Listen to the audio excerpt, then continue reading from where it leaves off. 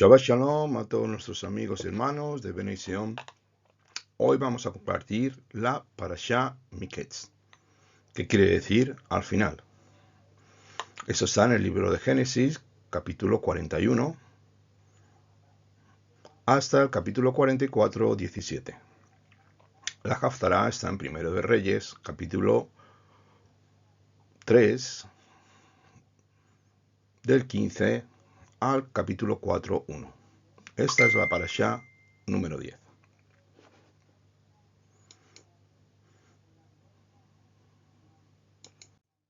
Vamos a hacer un pequeño bosquejo de lo que sucede en esta Parashá. Primeramente, los sueños de Faraón,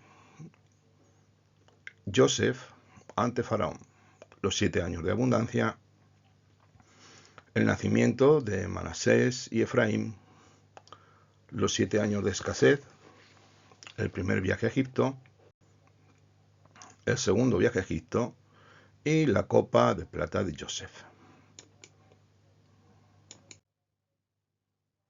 Vamos a hacer una pequeña introducción de lo que sucedió con Joseph anteriormente como recordatorio para poder entrar en la parasha.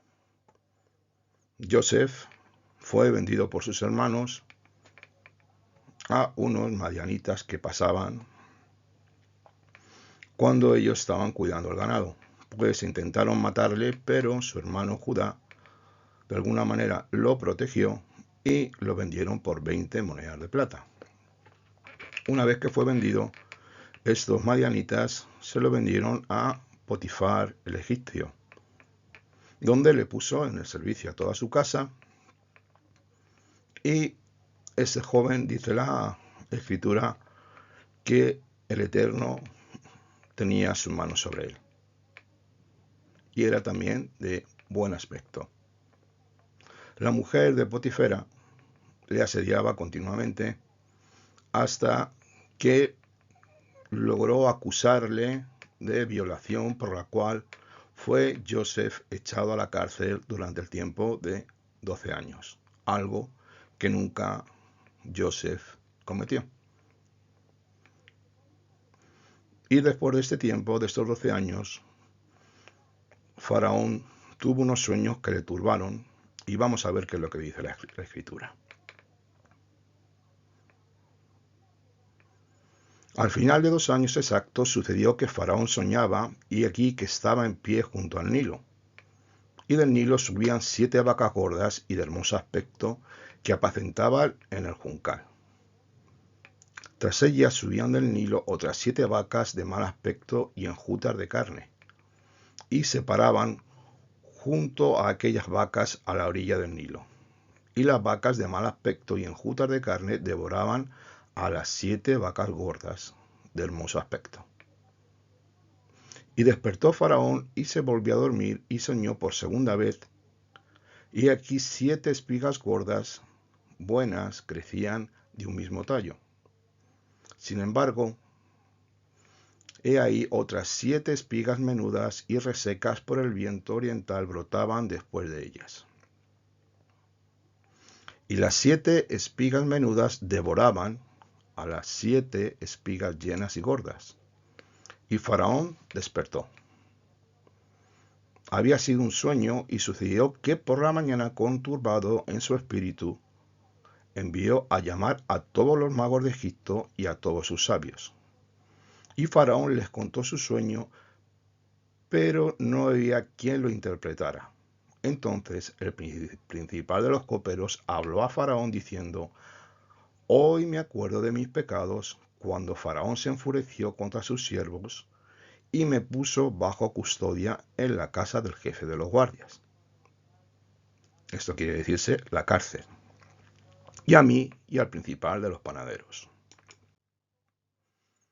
En una noche, él y yo tuvimos un sueño, tanto el copero como el panadero.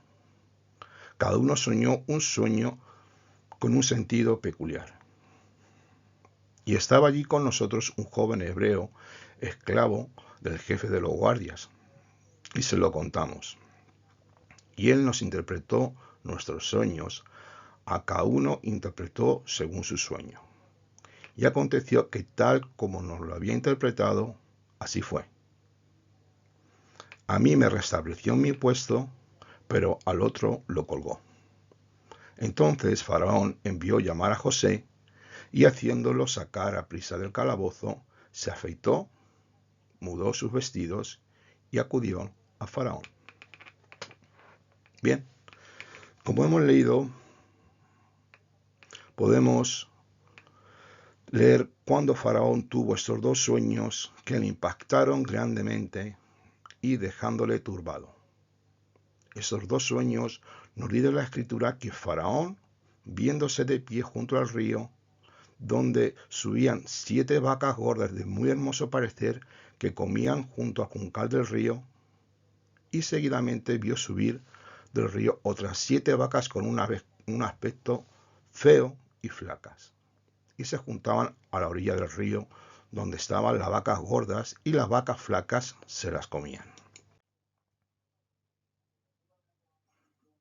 También tuvo otro sueño y lo relata así: y aquí 7 espigas gordas y buenas crecían en un mismo tallo, sin embargo, y ahí otras 7 espigas menudas y resecas por el viento oriental brotaban después de ellas. Y las 7 espigas menudas devoraban a las 7 espigas llenas y gordas, y Faraón despertó. Había sido un sueño, y sucedió que por la mañana turbado, su espíritu mandó llamar a todos los magos y adivinos de Egipto para que se interpretaran estos dos sueños. Porque dice la Escritura en el verso 8 que no había nadie que los interpretara entre sus magos, sabios y adivinos los sueños que Faraón tuvo. Seguidamente vemos cómo el copero se acordó de sus pecados, por los cuales fue encarcelado durante 2 años. Antes, este fue el tiempo desde que Joseph reveló el sueño al copero hasta este preciso momento que se acordó de Joseph. Joseph, una vez más, iba a ser levantado y utilizado por el Eterno para una de las profecías que le fue dada a Abraham sobre la cautividad en Mitzrayim, Egipto, del pueblo de Dios, la cual veremos más adelante. El copero cuenta a Faraón su experiencia en la cárcel, acordándose del mal que hizo, y viendo que Faraón estaba turbado, intentó caerle en gracia, atrayendo el favor del rey de Egipto, cuenta la Escritura. Y el copero dice así: y estaba allí con nosotros un hebreo, esclavo, jefe de los guardias, y se lo contamos y nos interpretó nuestros sueños. Y así fue. Y entonces hicieron sacar a José a toda prisa del calabozo. Se afeitó, se mudó su ropa y acudió a Faraón.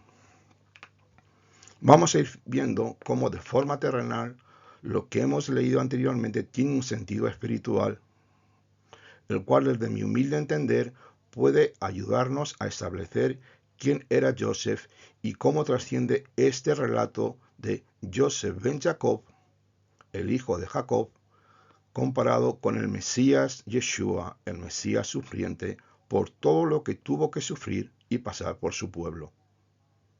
Todos conocemos los sufrimientos de Mashiach. Hoy vamos a utilizar sus paralelismos en esta parashá, tanto a niveles terrenales como a niveles espirituales.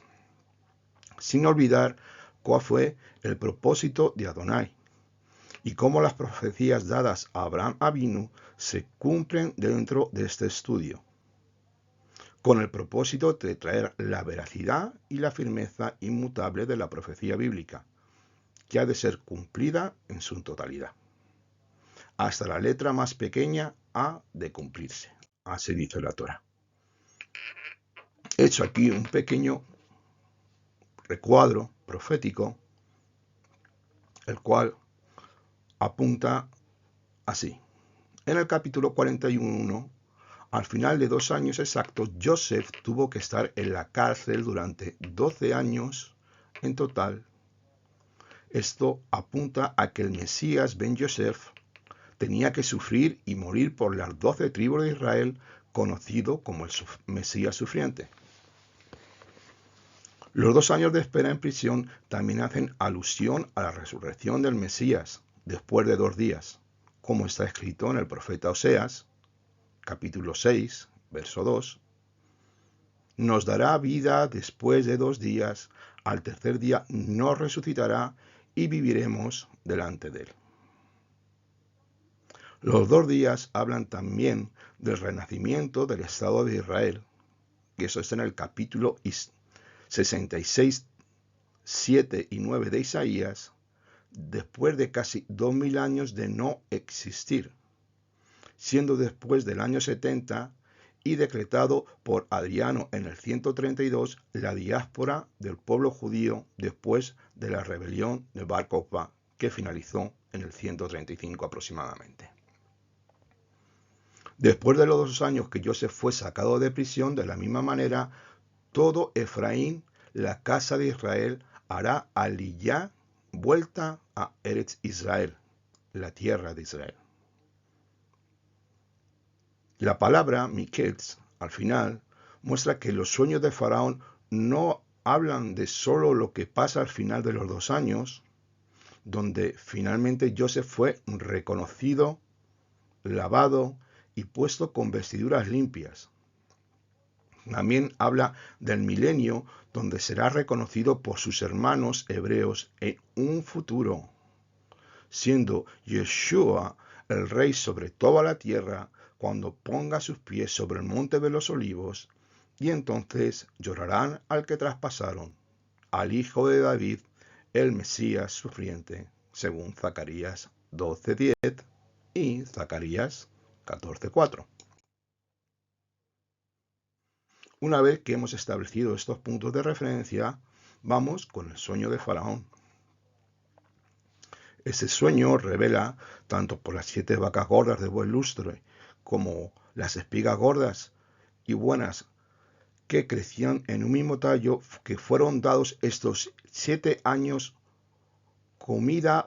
que fueron comidas por las espigas menudas y secas, y apuntan a 7 años de bonanza primeramente en la tierra y seguidamente a 7 años de una gran hambruna sobre la tierra de Egipto. Una vez que Joseph fue sacado del calabozo, se afeitó, fue cambiado sus vestidos y traído delante del rey de Egipto. Faraón le cuenta sus 2 sueños, y una vez que es preguntado por su interpretación, al estar enfadado con sus magos, pues detrás de estos sueños Elohim mismo tenía escondido un propósito, el cual era el de restaurar a Joseph de una forma profética, que hoy nosotros podemos entender tanto de una forma terrenal y espiritual, con algunos de los puntos citados anteriormente. Cuando Joseph es preguntado por Faraón, lo primero que deja bien claro al rey de Egipto, lo dice el verso 10, diciendo: no es mérito mío, es Elohim quien dará a Faraón respuesta satisfactoria. Este hecho nos ayuda a entender que Joseph sabía muy bien a quién servía y de quién venía la única revelación del mundo de los sueños. Yahvé, el creador del universo y la tierra, fue puesto delante del rostro de Faraón, para que este rey de egipcio supiera quién era el Elohim de Joseph, que solo él podía revelar lo oculto, lo que los magos y adivinos no pudieron ver con sus diferentes artes mágicas y artes de adivinación, con sacrificio de animales, cartomancia, runas y otras técnicas utilizadas, las cuales hoy siguen siendo utilizadas en el movimiento de la nueva era, o el New Age, tan comúnmente conocido.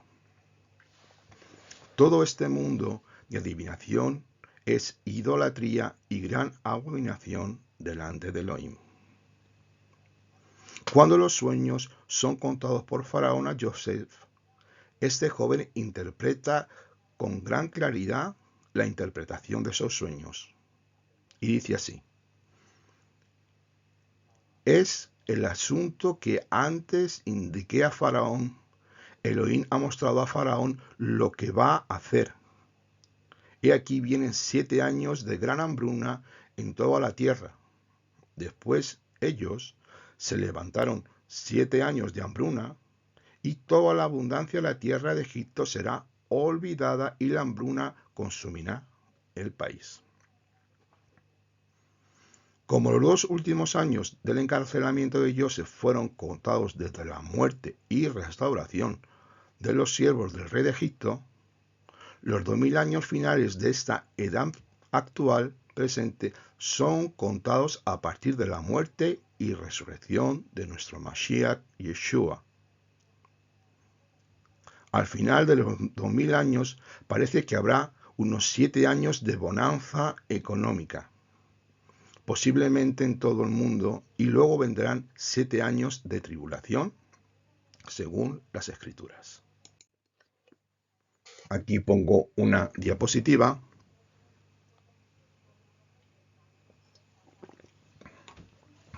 para centrarnos un poco de cómo Joseph fue restaurado y traído delante de Faraón interpretando los sueños. Los últimos 7 años corresponden a las últimas 70 semanas de la profecía del libro de Daniel 9, 24 al 27. Durante este tiempo habrá persecución contra todos los creyentes que guardan por amor los mandamientos de Dios y aportan sobre sus hombros el testimonio de Yeshua. El vituperio, la persecución y muchas muertes de hermanos creyentes en Mashiach sucederá, tal y como está escrito en el libro de Revelación 12:17. Entonces el dragón se enfureció contra la mujer, la cual es Israel, y se fue a hacer guerra contra los restantes de su descendencia, los que guardan los mandamientos de Dios y tienen el testimonio de Yeshua, y se paró sobre la arena del mar.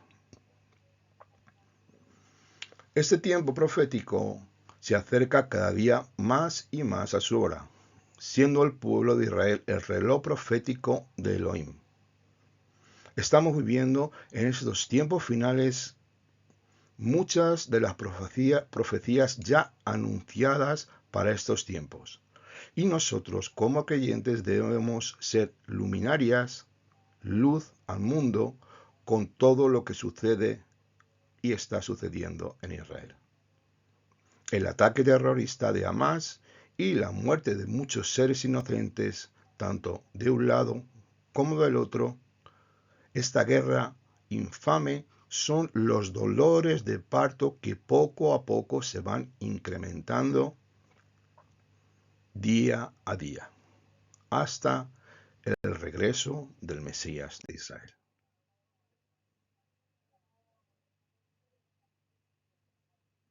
La redención está en el Elohim de Israel. Las congregaciones se empiezan a llenar. Elohim da testimonio y sigue derramando su gracia para que gente retorne al Dios único y al Dios verdadero, al Elohim de Israel, reconciliándose con él y volviendo al Creador del universo por medio de Yeshua, nuestro Adón y Redentor. El hambre por la palabra se incrementa tal y como está profetizado en el libro de Amós, capítulo 8, del 11 al 14, y Zacarías 8, 20-23. He aquí vienen días, dice Adonai Yahvé, que enviaré hambre sobre toda la tierra, y no hambre de pan, ni sed de agua, sino de oír las palabras de Adonai Yahvé.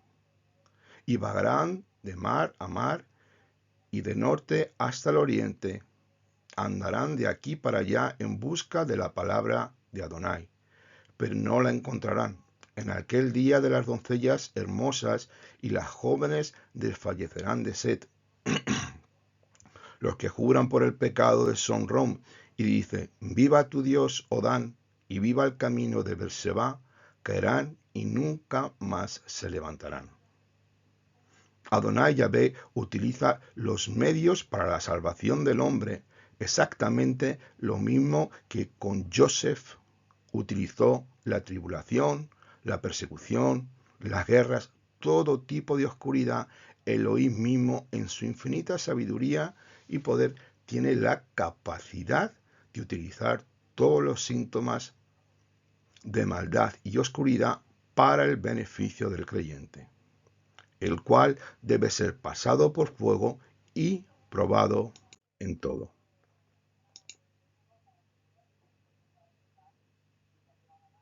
Tal y como lo hizo Joseph, el cual dejó muy claro al Elohim que él servía y proclamando el poder del Dios de Israel, marcando una línea roja de separación entre las deidades egipcias que nada tenían que ver con el Elohim de Israel, donde un mundo lleno de idolatría y de oscuridad, el cual llenaban el reino egipcio con sus sacerdotes paganos, los cuales más adelante fueron derribados en los tiempos de Moisés, quebrantando el orgullo de aquel faraón que se creía Dios y no dejaba marchar al pueblo escogido de Elohim. Este hombre fue finalmente derrotado por el grandísimo endurecimiento y vanidad de su corazón, desobedeciendo la palabra del Eterno.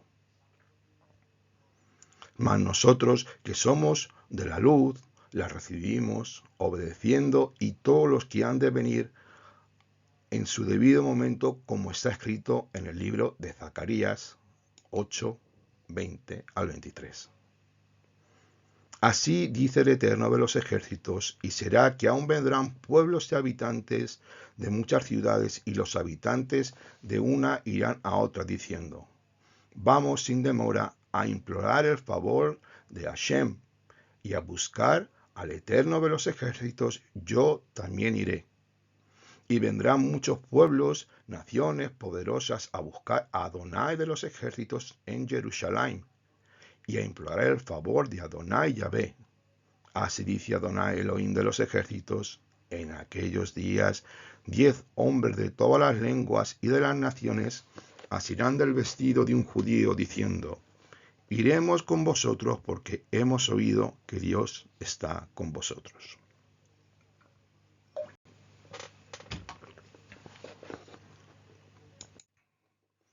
Nos vamos a detener por un momento y vamos a analizar este texto que acabamos de leer y la grandísima relevancia de estas palabras para todos los creyentes. Vendrán gente de todo el mundo, grandes pueblos y naciones a implorar el favor, la gracia de Adonai Yahvé, de una forma inminente. Según leemos, así dice la Escritura, vamos sin demora a implorar el favor de Adonai y a buscar a Adonai Sebaot de los ejércitos a Jerusalén. También cuando dice que en aquellos días se refiere a esos últimos tiempos, a Harit Hayamim, los cuales estamos viviendo con el incremento de la maldad, donde a lo malo lo llaman bueno y a lo bueno le llaman malo, recordado por nuestro Mashiach Yeshua, donde vendrán 10 hombres de todas las lenguas y naciones. Aquí se refiere a Efraín, a los dispersos de las 10 tribus que vienen a implorar el favor de Adonai Yahvé. Bendito sea su gran nombre para recibir ayuda y dirección espiritual de la bendita Torá, que es la gloria de todo creyente. Aquí en Zacarías 8, del 20 al 23, no nos está hablando de una Jerusalén celestial, como algunos pueden creer o pensar. Nos habla de la tierra de Israel, donde hoy y hasta el regreso del Mashiach, Yeshua, el pueblo judío escogido vive y sigue siendo la lámpara que alumbra a todas las naciones, siendo el epicentro y el punto más importante del todo planeta, el ombligo del mundo, podríamos decir, donde los ojos de Elohim están centrados día y noche sin lugar a dudas. Pues Él nunca dejará de cuidar a Israel por la promesa incondicional dada a Abraham Avinu, al padre de la fe, tal y como está escrito en el libro de Génesis 12, del 1 al 3 y en Génesis 15.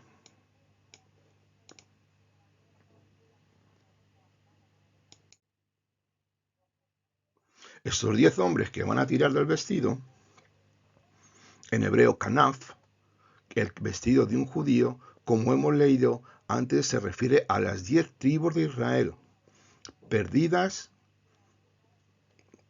y dispersas, que reaparecerán en los últimos tiempos. Eso es algo que lleva sucediendo años en la tierra de Israel, la tan conocida Aliyá, o subir a o volver a, quiere decir Aliyá. Aquellos que aman a Yeshua y que buscan la verdadera fe impartida por los judíos creyentes en Yeshua, aquellos que le siguen y profesan la fe verdadera, es decir, a los judíos que siguen a Yeshua, los cuales Él es el camino. Estas 10 tribus de la casa de Israel se unirán a la casa de Judá para ser instruidos en la Torá de Moshe, como explica el gran maestro Yeshua, el Mesías y sus emisarios, que está escrito en el libro de Ezequiel capítulo 37, del 19 al 22. Y dice así: Así dice Adonai el Eterno, he aquí yo tomo el palo de José, que está en la mano de Efraín, y las tribus de Israel, sus compañeros, y los pondré junto con el palo de Judá, y haré que estos sean un solo palo, y serán uno en mi mano, y los palos sobre los que escribas estarán en tu mano delante de tus ojos. Y les dirás: así dice Adonai Yahvé, he aquí yo tomo a los Bené Israel de entre las naciones, a donde fueron, y los recogeré de todas partes. Y los traeré a su propia tierra, y haré de ellos una nación en la tierra, una nación en la tierra, dentro de los montes de Israel, y un rey será a todos ellos por rey. Y nunca más serán dos naciones, ni nunca más serán divididos en dos reinos. El reloj profético del Altísimo no puede ser parado, ni distorsionado el plan con su pueblo Israel, el pueblo escogido como nación santa.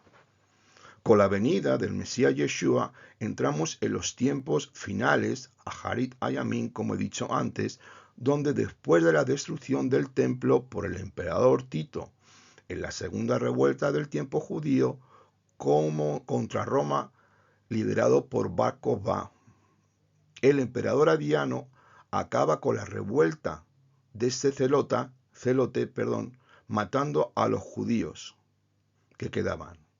Expulsa y decreta contra los judíos un edicto de no poder volver a la tierra de Israel, cambiando el nombre por la tierra de Israel por Palestina o Filistea, por el gran odio y rencor hacia el pueblo judío, marcando la tierra con el nombre de los filisteos, lo cual quiere decir invasor. Este emperador maldijo la tierra de Israel. Estos filisteos o palestinos, porque los romanos dijeron Palestina, el emperador Adriano le puso ese nombre porque no podían pronunciar, les costaba decir Filistea, y se le quedó el nombre de Palestina. Este emperador maldijo la tierra de Israel. Adriano consultó con sus sabios y dándole muchas vueltas para dejar para siempre una marca en la tierra de Israel, maldijo con ese nombre, que estos filisteos eran los archienemigos del rey David, que fueron expulsados de Eretz Israel. Y ya en los tiempos de Yeshua no existían. En los tiempos del segundo templo fueron exterminados, pero este emperador romano quiso marcar y maldecir la tierra de Israel, marcando y decretando de que ningún judío podía volver a la tierra de Israel durante cientos y cientos de años, hasta el 1948 que se formó el Estado de Israel.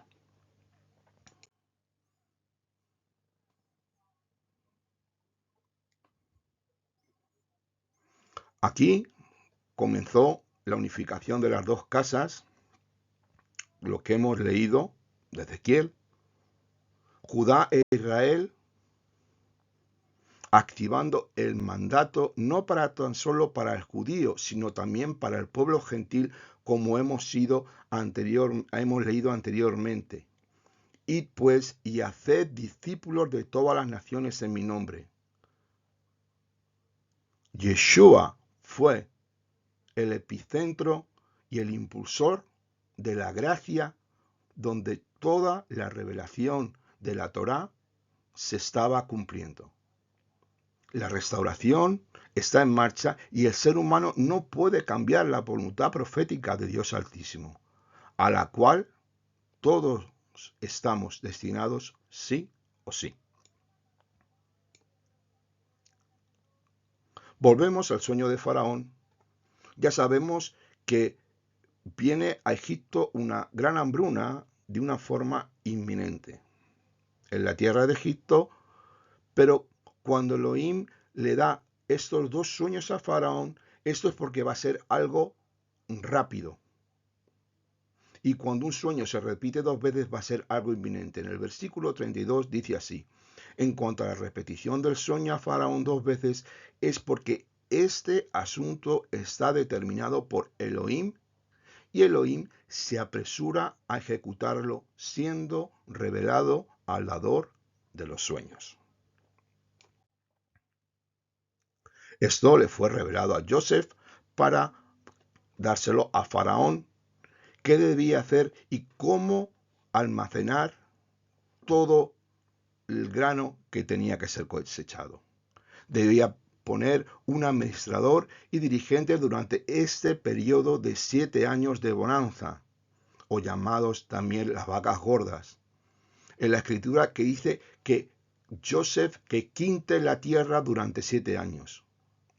Esto de quintar la tierra se refiere a guardar el 20% de la producción anual en graneros cada año, siendo administrado y supervisado diligentemente para la venida del tiempo de las vacas flacas o el tiempo de la hambruna.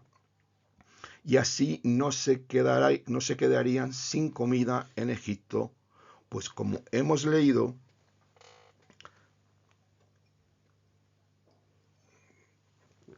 había de venir esta hambruna. Dice en el verso 34, actúe Faraón y designe superintendentes sobre el país y quinte la tierra de Egipto en los 7 años de abundancia, para que ellos recojan toda la provisión de estos buenos años que vienen. Y el alimento será reserva para el país, para los 7 años de hambruna que habrá en la tierra. Y esto pareció bien la propuesta a ojos de Faraón y a ojos de todos sus siervos.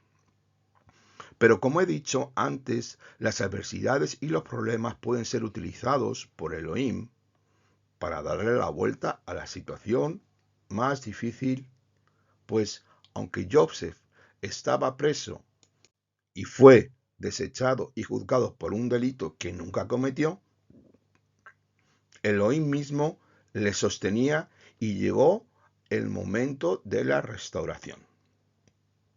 Dios Altísimo tocó el corazón de Faraón, haciéndole entender que la persona que había hablado con sabiduría, interpretando estos sueños, que recordándole que sus magos no pudieron hacerlo. Sus magos, adivinos, hechiceros, sacerdotes, nada pudieron hacer. Esta revelación venía directamente del único Elohim sobre toda la creación, diciendo estas palabras. Y dijo Faraón a sus siervos, ¿acaso hallaremos un varón como este, en quien esté el espíritu de Elohim? Y dijo Faraón a Joseph, Elohim te ha hecho saber todo esto. No hay entendido ni sabio como tú. Tú mismo estarás sobre mi casa, y por tus palabras se someterá todo mi pueblo. Solo en el trono yo seré más grande que tú. Y Faraón dijo a Joseph, he aquí te pongo sobre toda la tierra de Egipto. Y se quitó Faraón el anillo de su mano y lo puso en la mano de Joseph. Y lo vistió con ropas de lino finísimo, y lo puso un collar de oro en su cuello, y lo hizo subir en su segundo carro. Pregonaron delante de él, arrodillaos. Y lo puso a cargo de toda la tierra de Egipto. Y Faraón dijo a José, yo soy el Faraón, pero sin tu permiso nadie levantará mi mano ni pie en toda la tierra de Mitzrayim. Y llamó Faraón el nombre de Joseph Safnat Paneach, y le dio por mujer a Senat, hija de Potifera, sacerdote de On. Entonces José salió a recorrer toda la tierra de Egipto. Aquí he sacado una fotografía, una diapositiva, para que tengamos una pequeña idea, más o menos, de cómo Faraón se levanta de su trono y después de haberle puesto el anillo, le pone ese collar de autoridad para que todo el mundo lo viera. Esto debía ser algo impresionante, que el mismo Faraón se acercara a una persona, a un exconvicto, unas horas antes estaba acusado de abuso sexual. Seguramente que este momento debió ser glorioso. Después de estar metido en la cárcel, como he dicho, por este delito que nunca cometió, mas todo esto tuvo que pasar durante este tiempo de 12 años donde el corazón del joven Joseph fue cultivado, curando enfermos, limpiando suciedad, escuchando los problemas, viviendo entre gente violenta, ladrones, mentirosos, violadores, viendo a presos morir y seguramente enterrarlos, rodeado de inmundicia donde la oscuridad reinaba, habitando en una tierra que no era la suya, siendo desechado por sus propios hermanos y casi muerto, algo de lo que fue librado por sus hermanos. Yehudá, vendido a los madianitas por 20 piezas de plata, como dije anteriormente. Elohim mismo estaba con este joven, pues todo lo que tocaba, prosperaba. Siempre es bueno pasar un tiempo donde la meditación y la reflexión personal de cada creyente necesita ser cultivada en las diversas áreas para crear una madurez en nosotros. Este es mi punto de vista, pues Elohim permite esto para moldearnos a su forma y para que nunca se nos olvide de dónde nos sacó. Nadie es digno de tomar un cargo si no ha sido moldeado por la mano del alfarero divino, pues la madurez terrenal te hace enfocar y ver la vida desde una perspectiva diferente.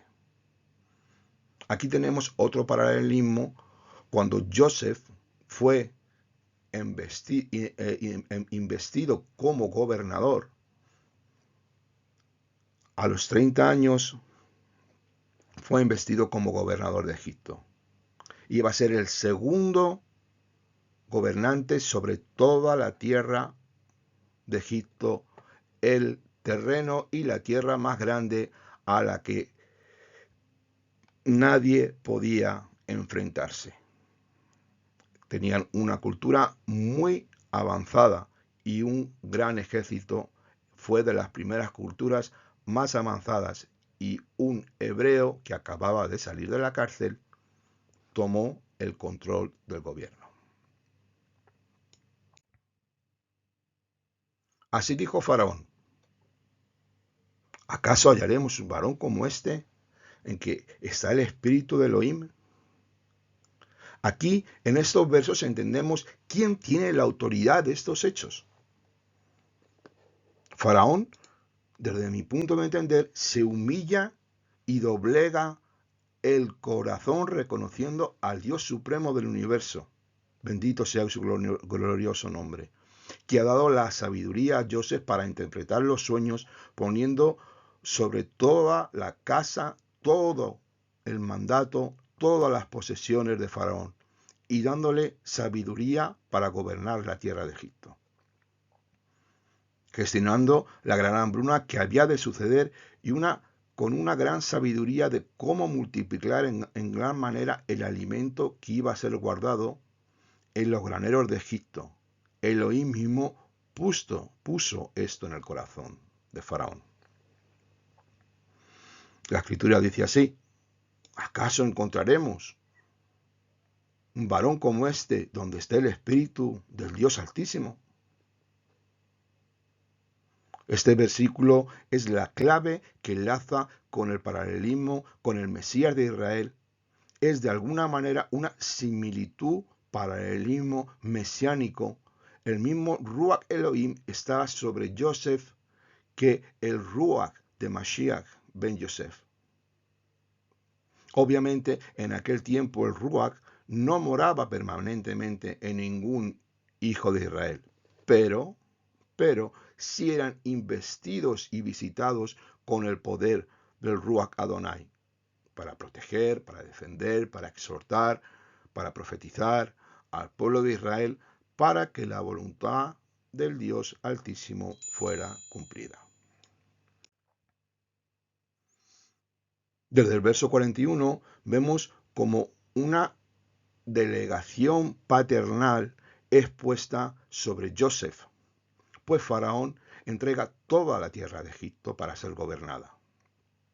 Este hecho, en las culturas egipcias y culturas antiguas, cuando Faraón le da el sello, su anillo, ese sello se utilizaba para sellar los documentos. Eso también en las culturas antiguas, cuando a un hijo que no era de matrimonio y se le adoptaba, se le daba un sello y se le ponía en la mano. Ese sello, este anillo al cual me quiero referir, lo hacía partícipe y heredero como si fuera un hijo 100% carnal de un matrimonio.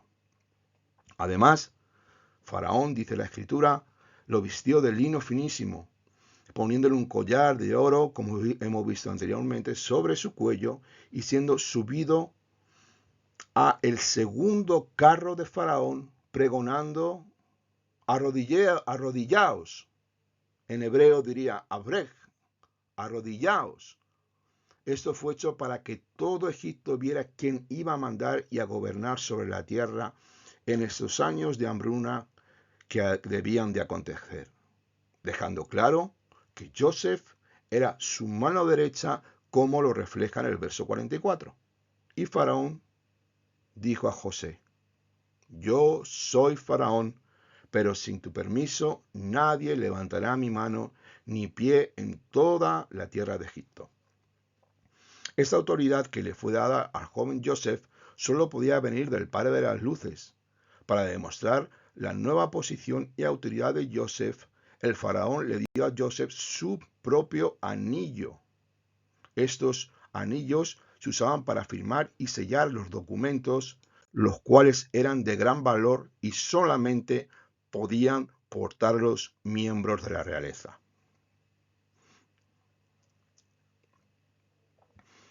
A Joseph le es cambiado el nombre de Joseph, el hebreo, por Safnat Panea.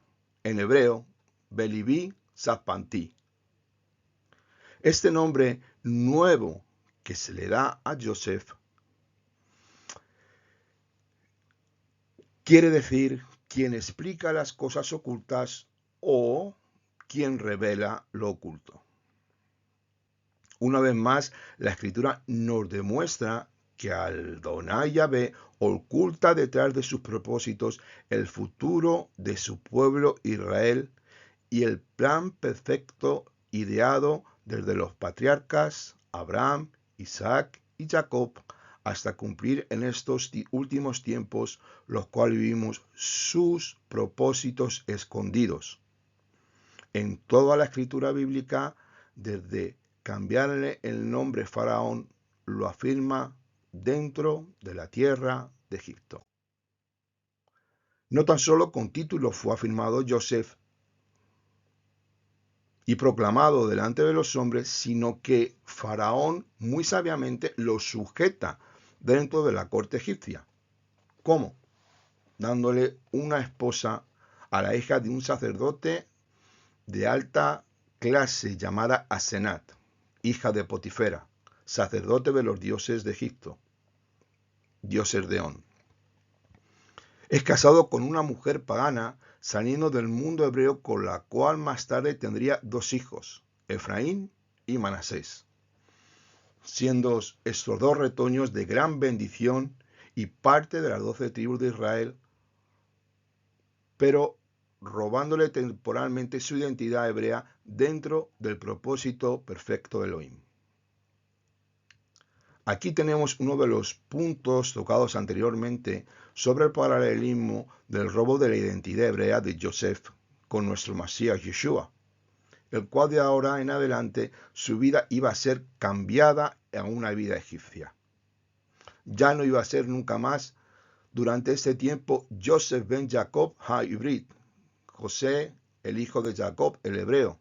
De ahora en adelante iba a ser Safnat Paneah, quien revela lo oculto, gobernante de la tierra de Egipto.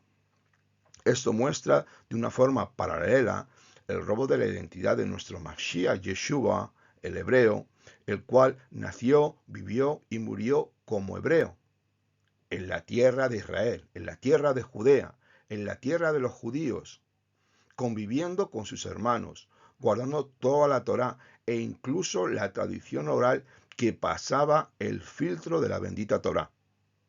Y las tradiciones que no agradaban al Eterno eran desechadas y exhortadas a los religiosos fariseos, escribas y saduceos de aquel momento. La identidad del Mashiach Yeshua está siendo revelada a todo el pueblo de Israel hoy en día, la tan llamada y esperada Aliyá, una vez más, que se inició cuando se formó el Estado de Israel en 1948, en el mes de mayo, según la profecía de Isaías 66, 8 al 9, que dice así: ¿Quién ha oído cosas semejantes? ¿Quién ha visto tales cosas? ¿Se dará a luz a un país en un solo día? ¿Nacerá una nación de una sola vez? Pues apenas sintió los dolores sin parir sus hijos. Yo que abro la matriz, ¿no haré parir? Dice Adonai Yahvé. Yo que hago engendrar, ¿la voy a cerrar? Dice tu Dios. Esta fe verdadera que está quitando el velo a miles y a miles de personas para poder volver a la verdadera emuná, a la verdadera fe, la cual es la fe en Yeshua el hebreo, el Cordero de Dios que quita el pecado del mundo. El Eterno, con su gran misericordia, está abriendo los ojos de las ovejas perdidas de la casa de Israel, y a los gentiles volviendo su corazón hacia Jerusalén. Lo que todos anhelamos es en el regreso del Mashiach para la gloria de Dios Altísimo. A nuestro Mesías hebreo le fue cambiado el nombre Yeshua por Jesús, sus vestiduras hebreas por las griegas, las enseñanzas de la bendita Torá por escritos de hombre que nada tienen que ver con el Mesías judío. Mashiach, dentro de su judaísmo en el tiempo del segundo templo, vivió según el propósito que él vino a cumplir en una sociedad que estaba llena de corrupción, pecado y maldad. Pero él vino a cumplir con su trabajo, salvar a toda la humanidad, reconciliándonos con Elohim por medio de la cruz. Aun dentro de toda la manipulación de los religiosos que ha habido cuando han cambiado la identidad del Mesías hebreo por el Mashiach griego, Adonai el Eterno sigue y seguirá en control de todo, de la misma manera que Faraón le da a Joseph autoridad sobre la tierra de Mizraim, el cual simboliza a este mundo para ejercer su poder y majestad en la oscuridad y en la tierra de Egipto. De la misma manera, Elohim Sebaot le dio a Mashiach para que él gobierne con autoridad y con vara de hierro en su segunda venida, pues todo ha de estar sujeto bajo sus pies, como dice el libro de Hebreos, capítulo 2, versículos 8. Y dice así: aquí todos sometéis bajo mis pies, porque al someter todas las cosas, nada dejó que no esté sometido a él. Ahora, sin embargo, no vemos todavía todas las cosas sometidas a él. Aquí nos define la Escritura que no solo las cosas terrenales se someten a él, sino que también el mundo espiritual es sometido al Mashiach. También esto lo escribe el Primera de Pedro, capítulo 3, 22, que dice así: quien habiendo ascendido al cielo está a la diestra de Dios, habiéndosele sometido ángeles, autoridades y potestades. También en Filipenses nos confirma, capítulo 2, del 9 al 11, por lo cual Dios también le exaltó hasta lo sumo y le confirió el nombre que es sobre todo nombre, para que en el nombre de Yeshua se doble toda rodilla de los que están en los cielos y en la tierra y debajo de la tierra, y toda lengua confiese que Yeshua el Mesías es el Señor, para gloria de Dios Padre.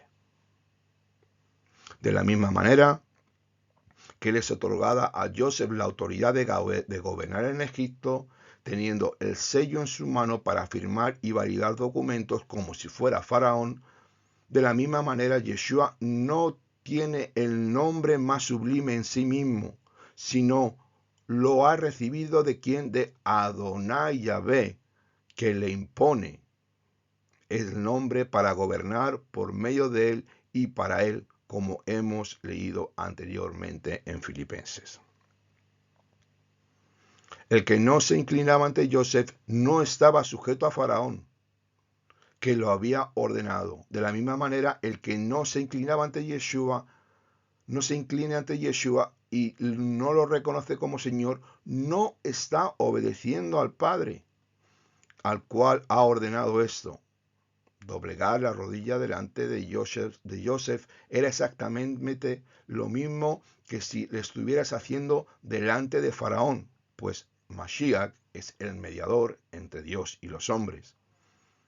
Esto en las culturas antiguas era muy común y marcaba un gran respeto hacia el Señor de la tierra, el cual era Señor de todas las posesiones de estos reinos. Hoy en día, el doblegar las rodillas de una forma espiritual y aceptar las bondades de aquel que nos amó primero es algo que parece una locura para el mundo en los tiempos que vivimos. Pero para los que tenemos este fundamento como creyentes en Yeshua, con una relación de amistad con Elohim, le hacemos a él verdadero, siendo el testimonio que por medio del Mesías hemos recibido la vida eterna. Pues sabemos que la vida eterna está en el Hijo, pues el que tiene al Mesías tiene la vida eterna, pues todo aquel que tiene el Hijo tiene al Padre. Y eso es el testimonio del Mesías, es justo y fiel para todos los hombres. Aquí he puesto esta diapositiva para que veamos a Joseph de una forma más o menos cercana cuando fue sacado con el carro y las vestiduras que portaba, donde todo el mundo se arrodillaba delante de él. Aquí una vez ya Joseph es investido como gobernador. Entramos en Joseph el recolector. Cuando leemos el verso 49 nos dice así: Joseph también almacenó grano como la arena del mar, mucho en extremo, hasta que dejó de contarlo, pues era sin número. Este es un punto importante donde la gran cosecha final ha de ser recogida en todo el mundo, algo que solo sabe el Eterno, la cantidad exacta que ha de entrar en el reino de los cielos, el cual, representando la gran cosecha de almas, va a ser cosechada por el Mesías Yeshua en el mundo gentil.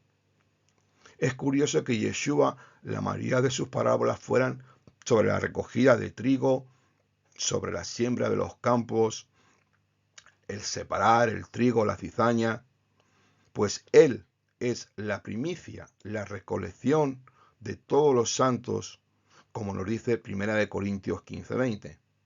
Aquí tenemos a Joseph como el maestro recolector, que llegó a recolectar mucho grano en extremo, hasta dejar de contarlo, pues era sin número.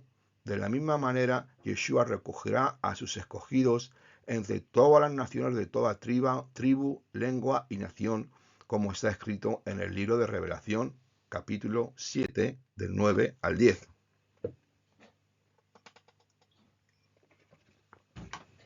Que dice así: Después de esto miré y aquí una gran multitud, la cual nadie podía contar, de toda nación y tribu y pueblos y lenguas, que estaban en pie delante del trono del Cordero, vestidos de ropas blancas con palmas en sus manos, y clamaban a gran voz: Atribúyase la salvación a nuestro Dios, que está sentado en el trono, y al Cordero.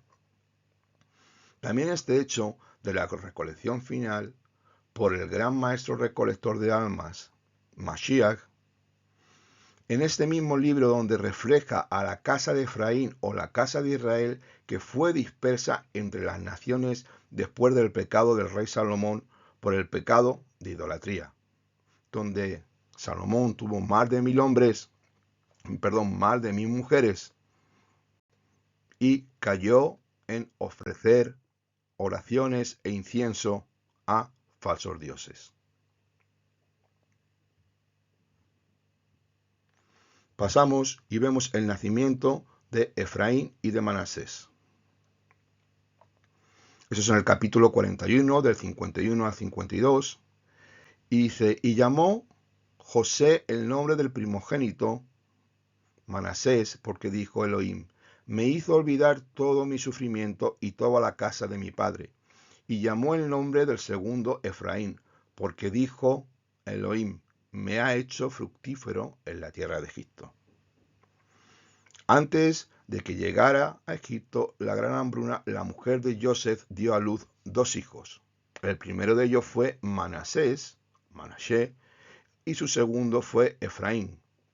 Veamos el significado de estos 2 nombres, pues tienen una gran trascendencia a lo largo de la historia y del trasfondo dentro del pueblo de Israel. Joseph dice que su primer hijo le hizo olvidar el sufrimiento y de la casa de su padre Jacob, siendo el segundo que Elohim le había hecho fructífero en la tierra de la aflicción. El nombre Manasés, viene de la raíz Nashá, que significa olvidar. Efraín es la forma dual masculina de Efrat, que significa montón de ascuas o fertilidad. En este caso lo aplicamos a fertilidad, fructífero. Los 2 hijos de Joseph representan a las naciones gentiles que han tenido la experiencia real de un nuevo nacimiento por medio de Yeshua ben Yosef. El primer hijo, Manasés, tiene que ver con el olvido de 2 cosas: la fatiga y el cansancio. El segundo, Efraín, tiene que ver con la multiplicación, con lo fructífero y la abundancia del Eterno. Sus nombres representan exactamente lo que ha pasado en la historia del cristianismo, donde está la mayoría de los gentiles que han nacido por el espíritu del Mesías Yeshua. Primero se olvidaron de las persecuciones romanas que sufrieron por su fe judea y luego se olvidaron de Israel y de la Torá. Efraín representa los avivamientos evangélicos de este tiempo que predican el mensaje de salvación por medio de la muerte y resurrección del Mesías Yeshua. Aunque no lo llamen así, sino con un nombre griego, finalmente Efraín será puesto por encima de Manasés y ambos serán piezas muy importantes y claves en el plan de la final restauración de los Bené Israel, según Génesis 48, donde son tomados como hijos de Jacob. Estos hijos de Yosef son tomados como hijos de Jacob, con todo el derecho legal, siendo parte de las 12 tribus de Israel. Mas estos dos hijos de Yosef tomaron la primogenitura, que fue perdida por Rubén y Simeón, por el asesinato de hombres a sangre fría, derramando su sangre mientras estaban descansando. Esto fue para restaurar lo que se había perdido, tal y como fue desde el origen. Pues estos dos jóvenes, aunque fueron de una madre no judía y nacidos en una tierra pagana, sin un ambiente familiar hebreo, Joseph los educó en la rectitud del Eterno con los valores hebreos que Joseph portaba sobre sus espaldas, dando testimonio en la tierra de Misraim a todos los egipcios. Vemos en Génesis 48 cuando Jacob le falta poco para su muerte y le trae Joseph a sus hijos para que sean bendecidos antes de partir con el Eterno. Leemos lo que dice. Eso es importante. Génesis 48, 5 dice así. Pues bien, los dos hijos que te nacieron en la tierra de Egipto, antes de venir yo a vivir contigo a Egipto, serán míos. Efraín y Manasés serán como Rubén y como Simeón. Esta adopción, por llamarlo en algún lenguaje que hoy lo podamos entender, trajo la restauración a las 12 tribus de la primogenitura, la cual la habían perdido, tal y como expliqué anteriormente, estos dos varones, Rubén y Simeón.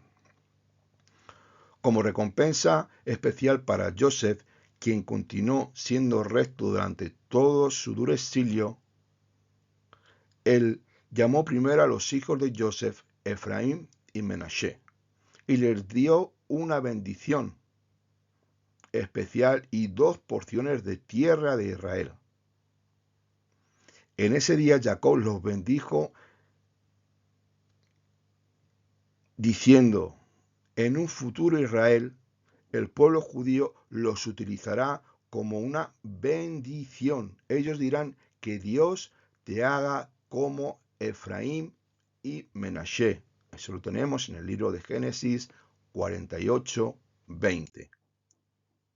¿Y por qué recibieron esta bendición tan especial de la doble porción, sin ser hijos carnales de Jacob?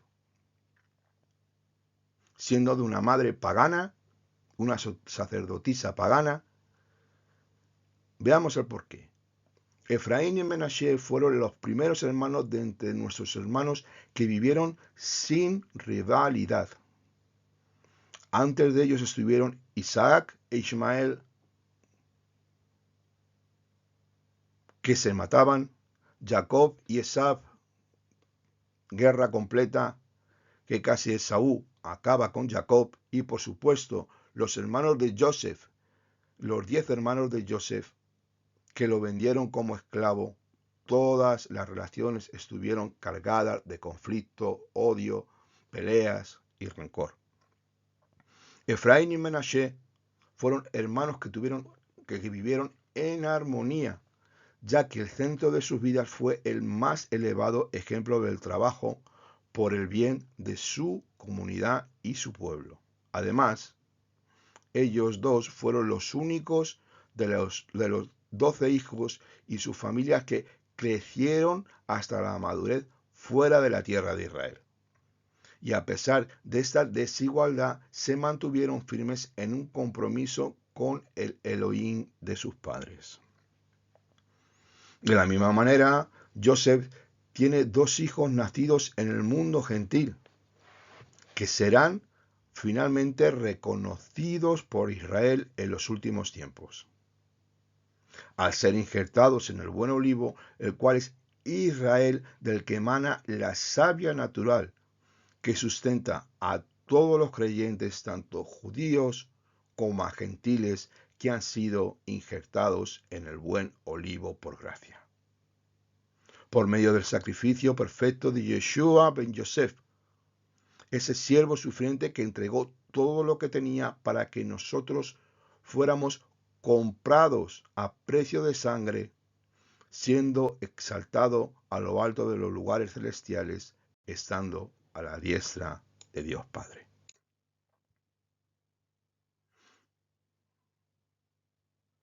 Entramos en los 7 años de hambruna en Egipto. Y dice así la escritura, Génesis 41, del 53 al 55. Y se acabaron los 7 años de abundancia que hubo en la tierra de Egipto, y comenzaron los 7 años de hambruna, como José había dicho. Y hubo hambruna en todos los países, pero en toda la tierra de Egipto había pan. Y cuando tuvo hambre toda la tierra, el pueblo se dirigió hacia Faraón, y dijo Faraón a todo Egipto: id a José, y haced todo lo que él os diga. Vemos cómo el tiempo de la abundancia acabó después de estos 7 años de bonanza. Llegó el momento de la hambruna, la cual estaba por toda la tierra de Mizraim y por sus contornos.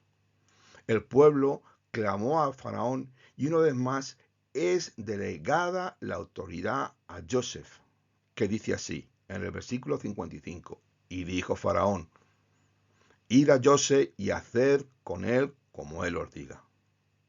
Ese es otro paralelismo con Yeshua, el cual es otorgado por el Padre Creador de todas las cosas. Está enviando a la gente a que sea recibida la autoridad delegada de la misma manera que sucede cuando el Padre lleva a las personas al Hijo, como está escrito en el Evangelio de Juan 6, 44 y 45. Nadie puede venir a mí si el Padre que me envió no lo atrae, y yo lo resucitaré en el día postrero.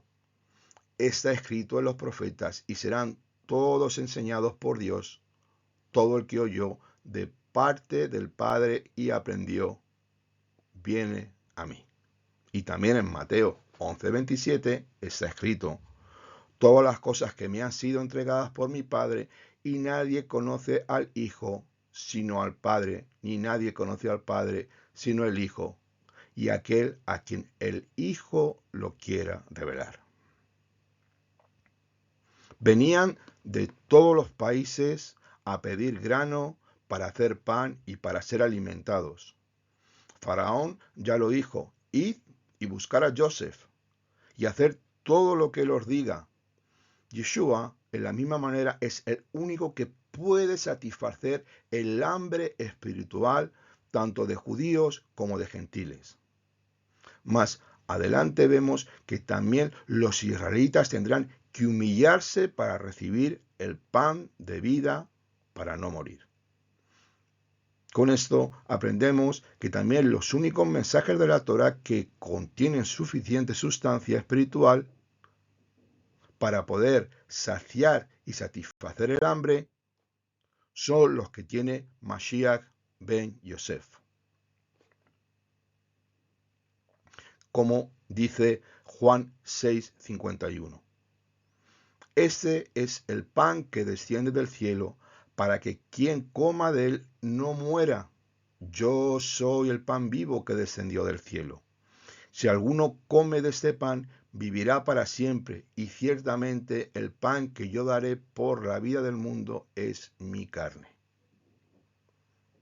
Y leemos también en el capítulo 41 y el verso 56, cuando Joseph es la puerta, que también es el paralelismo con Mashiach, y la hambruna estaba por toda la extensión del país. Entonces José abrió todo lo que había en ellos, los silos de grano, y vendió a los egipcios, pues la hambruna arreciaba en la tierra de Egipto. También de toda la tierra llegaban a Egipto para comprar grano a José, porque la hambruna arreciaba en la tierra. Una vez más vemos la figura mesiánica de Yosef con el poder otorgado por Elohim usando a Faraón. Muestra la figura del Masías Ben Yosef, donde todos los pueblos y naciones deberán pasar por él, sí o sí, para alcanzar la salvación de sus almas. Incluso el pueblo judío que piensa que no lo necesitan, ojo a esto,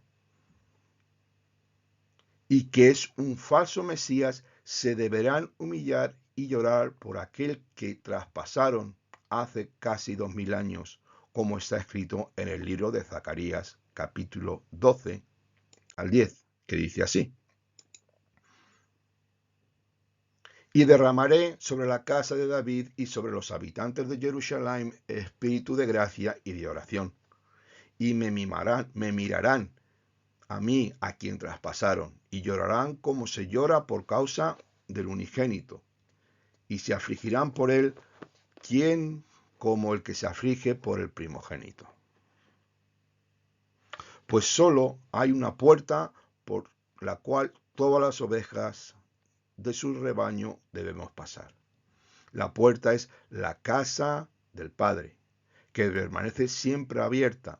La puerta es la del redil, la puerta por la que se puede entrar y salir en la relación de amistad con Él.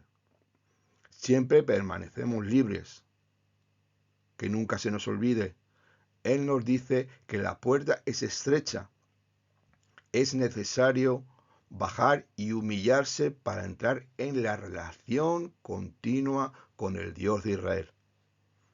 Permanecer, perseverar y alcanzar la menujá, el descanso, el reposo, la tranquilidad que todos deseamos, dejando las ansiedades y afanes de este mundo, las cuales nos intentan devorar día tras día.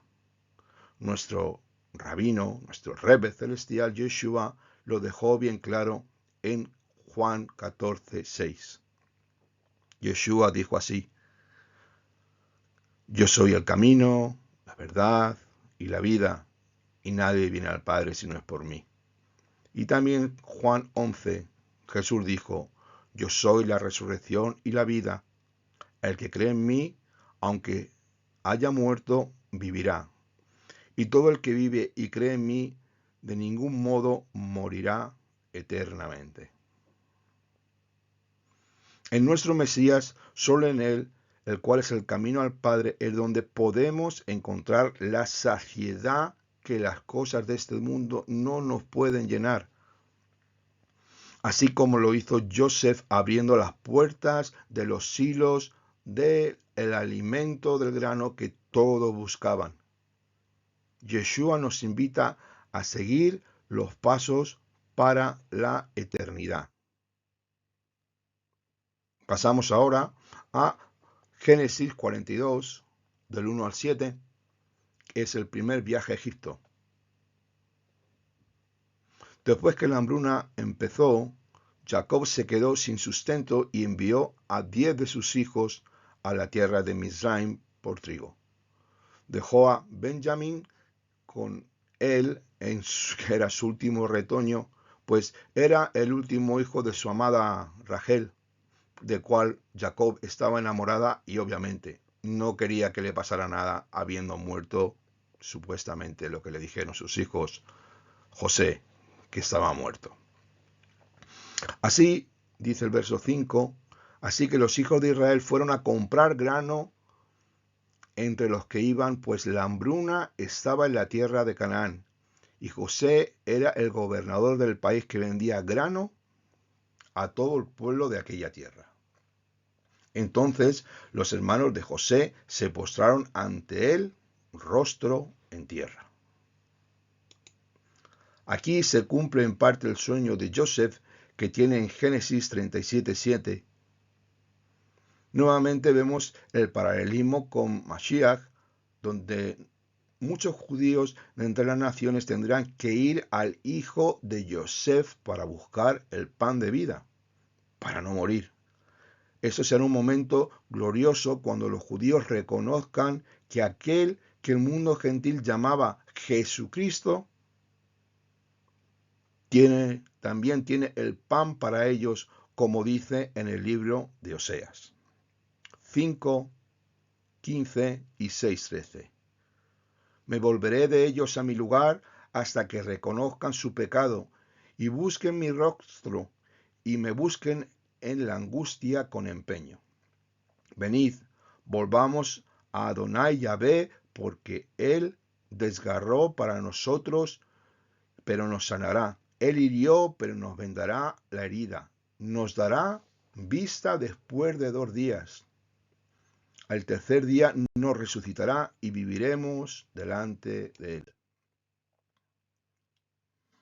Aquí he sacado una diapositiva para recordar más o menos cómo sus hermanos se postraron delante de Joseph, el gobernador de Egipto, y así ha de ser cuando Mashiach vuelva y el pueblo judío lo tenga que reconocer. Según estos textos, hay varias condiciones para que Yeshua pueda regresar a la tierra de Israel. Indudablemente tiene que haber un reconocimiento de la culpa y arrepentimiento en el pueblo de Israel por haber negado a Yeshua como Mesías.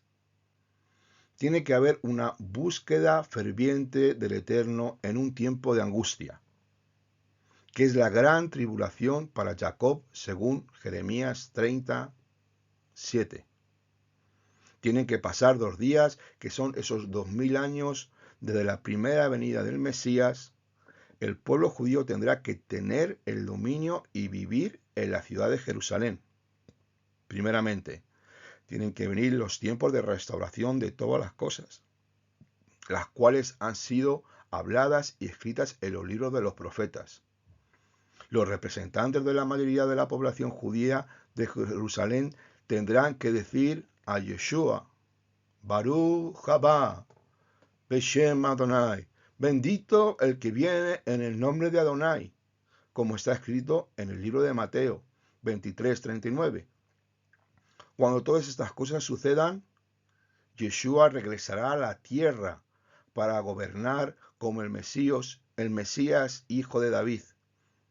De la misma tierra Yeshua había reconocido al pueblo judío, aunque la mayoría de ellos no lo hayan reconocido. Recordemos que Mashiach nunca desechará a su pueblo, pues su identidad es hebrea, y nunca desechará a sus hermanos judíos, pues todo tuvo que suceder para que todo fuera cumplido, sin excepción alguna, y los gentiles fuéramos injertados en el buen olivo por gracia, según Romanos 11, del 17 al 36. Y ya concluimos nuestro estudio dando un pequeño resumen para ver qué hemos podido aprender.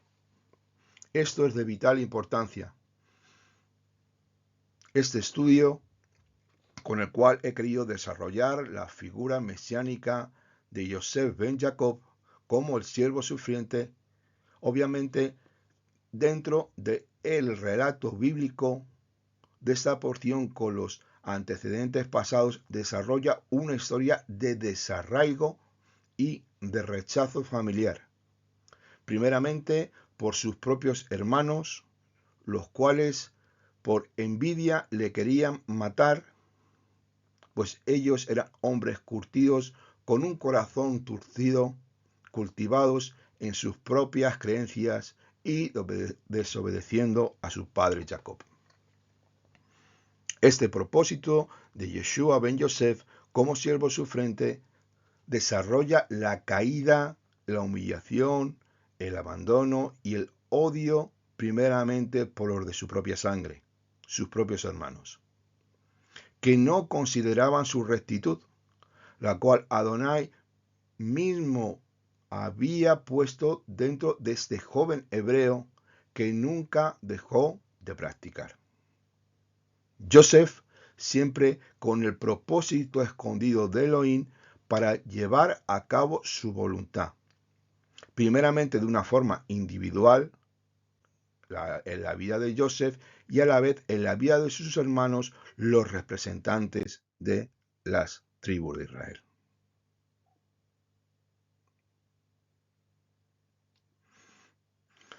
Una vez que Joseph fue restaurado de su falsa acusación, Joseph fue utilizado por el Eterno por medio de la interpretación de los sueños de Faraón, diciéndole y dejando bien claro de que este don de interpretación de sueños no era de él, sino del Boré Olam, bendito sea su nombre, del Creador del universo. Es reconocido como un hombre sabio en el cual mora el Ruach Adonai. Esa es la primera premisa donde Joseph quebranta el orgullo de Faraón y reconoce que el Dios de Joseph, Faraón, reconoce que es el que puede interpretar los sueños, cosa que sus magos y adivinos no podían hacer. Una vez observamos cómo la mano de Dios Altísimo, donde quebranta los falsos dioses de Egipto por boca de Faraón, siempre con un propósito escondido dentro del corazón de los hombres, pues este propósito es buscar y adorar al verdadero Creador del universo.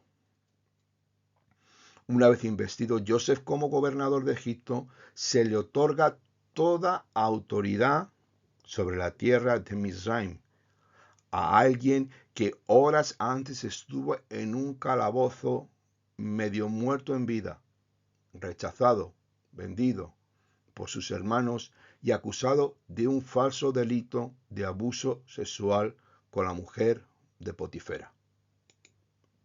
Faraón le da una esposa, hija de un sacerdote pagano, teniendo dos hijos, Manasés y Efraín, los cuales son una bendición en su vida.